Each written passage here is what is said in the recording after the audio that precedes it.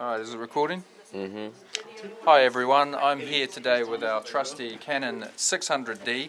This is called a Canon EOS KISS on the front, but that's just the Japanese word for the 600D.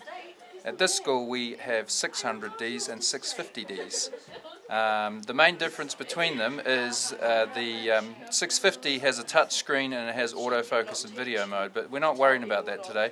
Today what we want to get down pat is how to set up your camera with the Rode Videomic Pro so that you can record decent-ish audio using a external mic so that you can circumvent the camera's crappy built-in automatic gain control, which creates that sound that you get with your DSLRs. So here we've got a Rode Videomic Pro. There's one of these for each of the DSLRs that you can book out at Newlands College.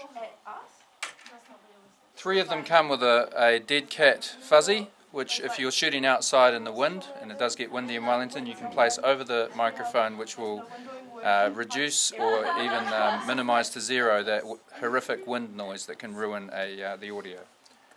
We're not going to worry about that because we're indoors. Alright, so the microphone simply attaches to the top of the hot shoe like so, and then you screw it on to tighten and it's there. The cord goes into where it says microphone. The microphone itself, when you're ready to turn it on and start recording, there's 2 things to worry about. The first is that you just switch it all the way over to the last dial there so that the light comes on. And the second one, which is really important, is that you have this setting to plus 20 dB. What that does is it boosts the signal up 20 decibels coming into the camera, which means that we can turn down the camera's built-in gain control and minimize to a greater extent that horrific sound that we normally get if we're not using an external mic. Can you see? Can they see that? Yeah, kind of. Kind of. Is it blurry? It's just kind of started unfocusing and focusing them in the background halfway through it. Shiver me timbers. But you can cut Is it that still out. going? Alright. It's still going. Okay, so we've plugged in the microphone and we've plugged it in there. The benefit of using the microphone this way, with straight into the camera, instead of recording the audio separately, is that your videos, when you put them into the editing program, you won't have to sync up the audio, so it's quick and easy. It's not how the pros do it, but it's okay. It's all right. We're not pros. All right.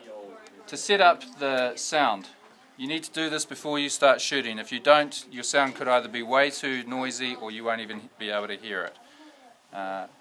You press menu. On the 650Ds it's the same, except you can do it all using the touch screen. This isn't a touch screen, so we're just going to press the menu button. We are going to go over to, in the menu tab, to where it says sound recording. We're going to click on that. At the moment it's set to manual. If it's set to auto, you'd need to change it to manual. And we're going to go down to recording level there.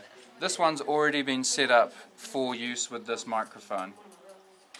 And the way that you set it up is you click on it, and as you can see, the dial there is almost at the end.